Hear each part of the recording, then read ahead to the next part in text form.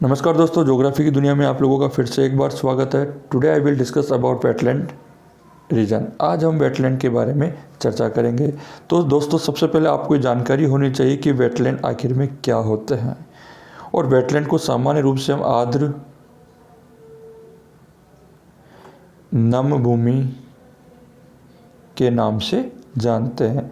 आर्द्र या नम भूमि यानी हम ये कह सकते हैं कि भूमि में जहाँ पर भी नमी होगी या आर्द्रता होगी या जल की उपस्थिति होगी तो वहाँ पर ऐसे प्रदेश, ऐसे रीजन की बात की जाएगी कि वो क्या है, आर्द्र या नम भूमि या वेटलैंड रीजन होगा।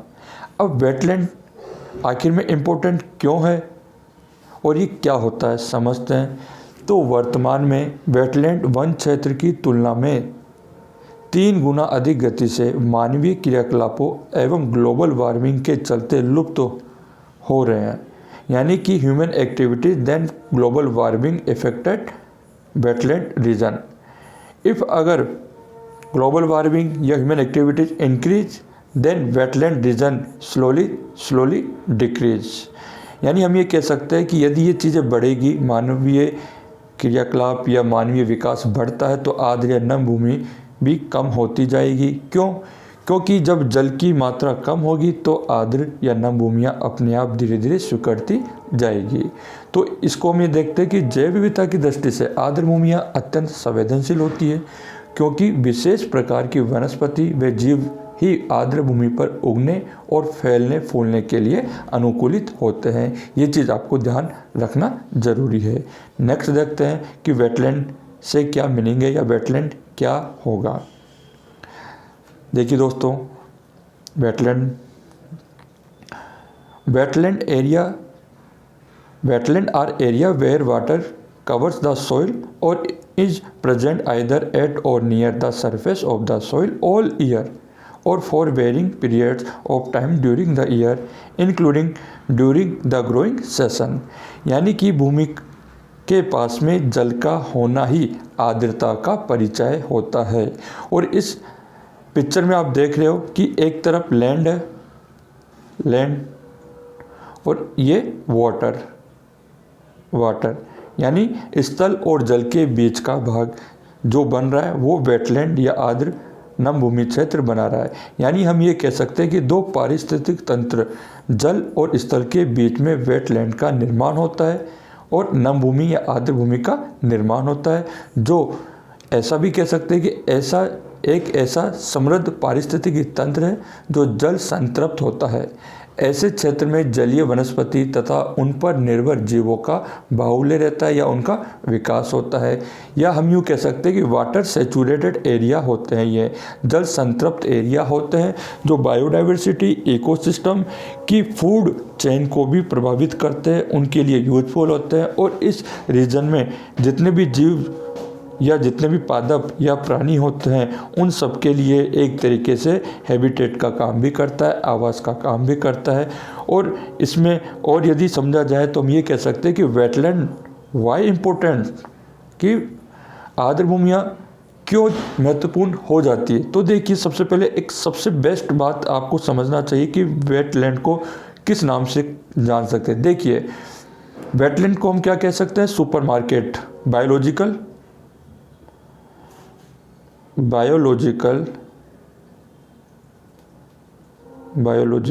सुपरमार्केट। कई बार पूछा जाता है कि बायोलॉजिकल सुपरमार्केट किसे कहते हैं।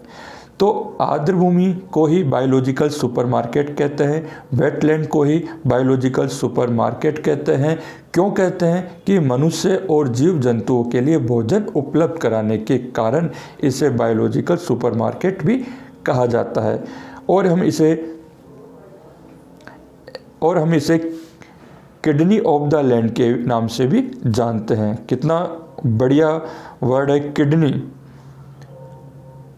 किडनी ऑफ द एनवायरनमेंट के नाम से भी जानते हैं।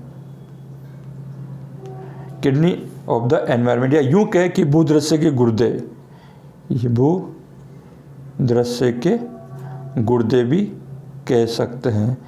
क्यों कह सकते हैं भूदृश्य के गुर्दे? क्योंकि आर्द्र भूमि जल को शुद्ध भी करती है और प्रदूषणकारी अवयवों का पृथक भी करती है, यानी अलग भी करती है। इस कारण से इसे किडनीज ऑफ द लैंडस्केप के नाम से भी जाना जाता है। और आर्द्र भूमि को सीवेज के शुद्धिकरण के लिए पायलट प्रोजेक्ट के रूप में भी यूज किया गया है, स्टार्ट किया गया है। और जो क्या करती है, ट्रीटमेंट प्लांट से कम लागत में हो सकता है। ठीक है, तो इसमें इसके अतिरिक्त मनरेगा में मेड़ बंदी व जल संरक्षण कार्यों द्वारा भी नई आर्द्र भूमि विकसित की जा रही है, यानी कि very important wetland because we can say kidney of the land या biological supermarket identify wetland region. तो दोस्तों ये इतनी इंपॉर्टेंट बात है, आपको ध्यान रखना चाहिए। एग्जाम में सीधा सीधा पूछने लायक क्वेश्चन हो जाते हैं ये दोनों। अब हम ये देखेंगे कि जो वेटलैंड है इसकी शुरुआत कहाँ से हुई, और ये भी कहा जाता है कि जो वेटलैंड का जो एरिया होगा वो जल और भूमि के आसपास ही विकसित होगा। तो देखिए आगे देखते हैं। अब जो वेटलैंड की जो हम बात कर रहे हैं बार बार कि वेटलैंड को कि इसको बचाना क्यों ज़रूरी हो जाता है, क्योंकि जब इसकी गंभीरता देखी गई कि आर्द्र भूमियाँ धीरे धीरे कम होती जा रही है, लुप्त होती जा रही है, इनको कैसे बचा जाए, तो इसी संकल्पना को ध्यान में रखते हुए विश्व में रामसर नामक स्थान पर एक सम्मेलन हुआ। कहाँ पर? रामसर नामक स्थान पर एक सम्मेलन हुआ, जो कहाँ पर है? वो आपके ईरान में है। और ईरान क्या है? एशिया का एक देश है। यहाँ पे ये कॉन्फ्रेंस कब हुई? यहाँ पर ये कॉन्फ्रेंस इस बात को लेके हुई कि किस प्रकार से आर्द्र भूमियों को बचाया जा सकता है, या हम यूँ कहें कि 2 फरवरी 1971 को एक कॉन्फ्रेंस रामसर शहर में हुई, जहाँ पर एक कन्वेंशन तैयार किया गया कि जितनी भी आर्द्र भूमियाँ हैं उनको बचाना ज़रूरी है। और उसके लिए एक जागरूक अभियान के रूप में एक सम्मेलन का आयोजन किया गया, और भविष्य में इसी प्रकार आर्द्र भूमियों को मनाने के लिए आर्द्रता दिवस भी मनाया गया, आर्द्रता दिवस भी निर्धारित किया गया। आर्द्रता दिवस या वेटलैंड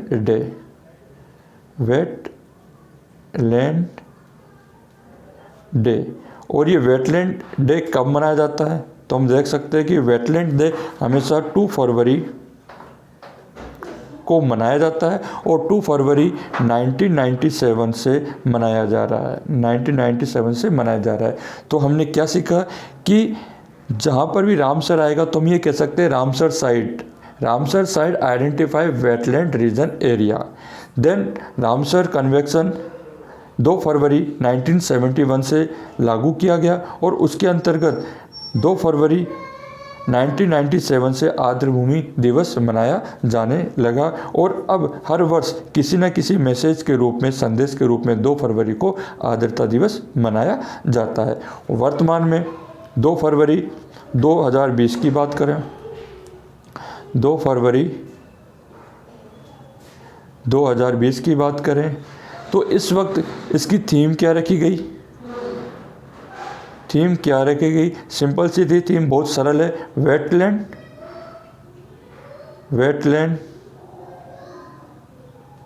एंड वाटर,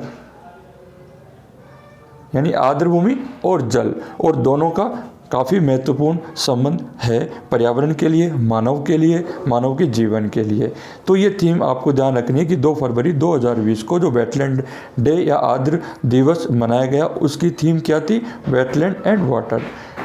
आगे हम बात करते हैं कि जो वेटलैंड भूमियाँ हैं ये विश्व में कहाँ कहाँ पाई जाती है। तो वेटलैंड भूमियाँ अगर आप इस मैप में देखोगे तो जितने भी ये स्पॉट आपको नजर आ रहे हैं, देन ये सब वेटलैंड भूमि या आर्द्रता भूमि को बता रहे हैं, यानी कि यहाँ पर आर्द्र भूमियाँ विश्व में देखी जाती है या पाई जाती है। और इन्हीं को बचाने के लिए रामसर कन्वेंशन या रामसर साइट के नाम से सम्मेलन हुआ, जो आजकल इन सबको रामसर साइट के रूप में चिन्हित किया गया है। इंडिया की बात करें तो इंडिया में 1 अक्टूबर, क्वेश्चन है केवल पूछा गया कि इंडिया की बात करें तो इंडिया में 1 अक्टूबर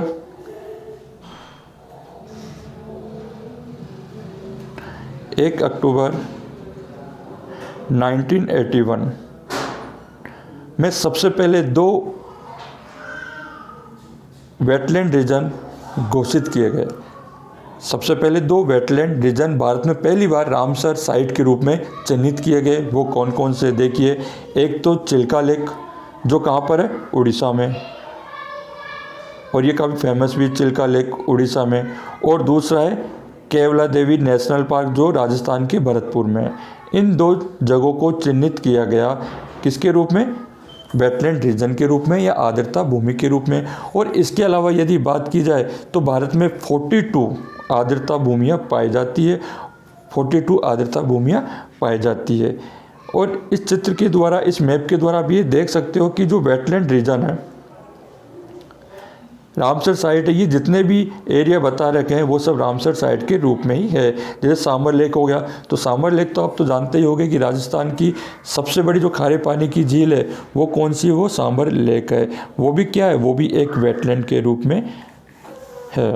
तो भारत में आपने देखा होगा। आगे नेक्स्ट बात करते हैं कि राजस्थान के संदर्भ में, कि राजस्थान में वेटलैंड, राजस्थान में सामर लेक, केवला देवी नेशनल पार्क, ये 2 मुख्य वेटलैंड रामसर साइट है। सामर लेक कहाँ पर है, सामर लेक जयपुर से 64 किलोमीटर फुलेरा में, देखा जाए तो ऐसे फुलेरा में सामर लेक है, और केवला देवी नेशनल पार्क भरतपुर में। तो दोनों की आपको लोकेशन, दोनों की आपको स्थिति देखनी है। इसके अलावा और भी कई जितने भी रिवर बेसिन होंगे राजस्थान में या इंडिया में या पूरी दुनिया में, वहाँ सब आपको आर्द्रता भूमि वेटलैंड रीजन देखने को मिलेंगे। अब वर्तमान में वेटलैंड को बचाना क्यों ज़रूरी है, वेटलैंड, क्योंकि इसके कुछ कारण हैं जिसके कारण वेटलैंड भूमियाँ धीरे धीरे लॉस होती जा रही है, धीरे धीरे खत्म होती जा रही है, धीरे धीरे लुप्त हो जा रही है। तो इसके पीछे कारण क्या हो सकता है, कुछ प्राकृतिक कारण भी है और कुछ ह्यूमन एक्टिविटीज़ भी है। नेचुरल काजेज की बात की जाए तो सिंपल फॉर्म में देखते हैं। Natural causes, subsidence, hurricanes, wave erosion, sea level rise, water level का ऊपर बढ़ना, साल्ट वाटर इंट्रसन आदि कारक क्या, आदि कारक इस वेटलैंड एरिया को धीरे धीरे डिक्रीज करते हैं। और human activity a large scale पर वेटलैंड रीजन को काफ़ी ज़्यादा नुकसान पहुंचा रही है। कैनाल या डैम कंस्ट्रक्शन करके, कमर्शियल एंड रेजिडेंस डेवलपमेंट करके, या ड्रेनेज चैनल में किसी न किसी प्रकार के डिस्टर्ब इंक्रीज करके, शोर लाइन या इरेजन फॉर्म शिप ट्रैफिक आदि के द्वारा। यानी जहाँ जहाँ पर वाटर एरिया के आसपास जो डेवलपमेंट होगा, जो विकास होगा, तो वहाँ पर इस नमी वाले एरिया को दूर कर दिया जाता है, नमी वाले एरिया को डिस्टर्ब किया जाता है, जिस कारण से वेटलैंड भूमियाँ या आर्द्रता वाले स्थान धीरे धीरे अदृश्य होते जा रहे हैं। और आपको ये भी जानकारी होनी चाहिए कि आर्द्रता भूमियों का महत्व क्यों है। अगर ये भूमियाँ नहीं रहेगी तो आपकी धीरे धीरे जो नदियाँ है वो धीरे धीरे लुप्त हो जाएगी, धीरे धीरे सिकुड़ना स्टार्ट कर देगी, क्योंकि भूमि में जल और जल रिवर में होगा तो वही आर्द्रता को बढ़ाएगी। और अगर ये जल के स्रोत धीरे धीरे खत्म हो जाएंगे तो फिर बचेगा क्या, ड्राईलैंड, सूखा बन जाएगा, क्या मरुस्थल होगा, क्या तापमान में इंक्रीज, तापमान बढ़ेगा तो टेम्परेचर बढ़ेगा, एनवायरनमेंट में टेम्परेचर का इंक्रीजमेंट होता जाएगा। तो कई प्रकार के नेचुरल हैजार्ड अपने आप एक्टिव हो जाएंगे। यानी हमें प्रकृति की हर चीज़ का सम्मान करना बहुत ज़रूरी है। प्रकृति ने आपको एक उपहार के रूप में जितने भी संसाधन दिए उन सबका सतत विकास की दृष्टि से यदि उपयोग करते हो तो वो मानव के लिए और प्रकृति के लिए यूजफुल है, मानव के लिए काफ़ी यूजफुल है और प्रकृति के संतुलन को बनाने के लिए काफ़ी बहुत ज़रूरी है। तो हम एक चीज़ ये भी देखते हैं कि ग्लोबल क्लाइमेट चेंज की बात करें तो उसके according global climate risk index, देखिए कितना अच्छा, ग्लोबल क्लाइमेट रिस्क इंडेक्स या जलवायु परिवर्तन इंडेक्स की बात करें या ग्लोबल क्लाइमेट रिस्क इंडेक्स की बात करें तो इसमें भी क्या, इसमें भी भारत का टॉप 10 में नाम आता है, नंबर 7 टॉप 10 में नाम आने लगा है। यानी कि हम ये कह सकते हैं आम जन को आर्द्र भूमि का आर्थिक एवं वैज्ञानिक महत्व समझना और समझाना या उनको जागरूक करना बहुत ज़रूरी है। आर्द्र भूमि को बचाने के लिए झीलों के पास के क्षेत्र में जिलों के पास के क्षेत्र में नए उद्योग तथा पुरानी इकाइयों के विस्तार, खतरनाक किस्म के कचरे, पॉलीथीन व नॉन बायोडिग्रेडेबल ठोस कचरे, पक्के निर्माण आदि पर प्रतिबंध करने की आवश्यकता है। आर्द्र भूमि हमारी विरासत है, ये आपको समझना होगा, क्योंकि जल स्रोत ही खत्म कर दोगे तो बचेगा क्या? पेड़ पौधों को या पर्यावरण में रहने वाले जीव जंतुओं को कहाँ से जल की प्राप्ति होगी? विश्व विरासत स्थलों की तरह ही आर्द्र भूमियों के संरक्षण का प्रयास करना बहुत ज़रूरी है। इसके लिए आपको भी प्रयास करना चाहिए। देखिए दोस्तों, प्रकृति की हर चीज़ का उपयोग करने के साथ साथ में उसको बचाना भी काफ़ी ज़रूरी है, और कहीं न कहीं आप भी अप्रत्यक्ष रूप से प्रकृति की किसी चीज़ को बचाने में अपना सहयोग प्रदान कर सकते हो, क्योंकि प्रकृति आपके लिए भी उतनी ही अच्छी है जितनी और दूसरे लोगों के लिए। तो हम ये कह सकते हैं कि base of ecosystem is wetland area, solution of climate change and decrease of the underground water, यानी अंडरग्राउंड वाटर को भी डिक्रीज कर रहा है। यदि वेटलैंड धीरे धीरे खत्म हो जाएंगे तो हमें क्या होगा? वेटलैंड जैसी भूमियों को बढ़ाना पड़ेगा, जलवायु परिवर्तन अपने आप कुछ हद तक कम भी होगा, और जो भूमि की जो जल की गिरावट है वो भी धीरे धीरे कम होने लग जाएगी। एक क्वेश्चन आपसे पूछा जाता है कई बार कि सबसे बड़ी आर्द्र भूमि कौन सी है, तो आपको ध्यान होना चाहिए सबसे बड़ी आर्द्रता भूमि यूएसए में। कहाँ पर है? संयुक्त राज्य अमेरिका में, यूएसए में। और उसका नाम क्या है? वो फ्लोरिडा के पास, फ्लोरिडा के पास में। और फ्लोरिडा में कहाँ पर? एवरग्लेड्स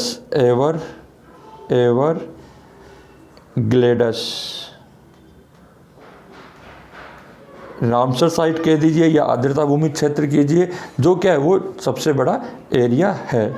तो ठीक है दोस्तों, आज हमने वेटलैंड के बारे में समझा, और वेटलैंड को बचाने में कहीं ना कहीं आप भी अपना सहयोग दीजिए। थैंक यू दोस्तों। हमारा वीडियो कैसा लगा लाइक कीजिए, सब्सक्राइब कीजिए और अदर को भी शेयर कीजिए। Thank you. फिर मिलते हैं।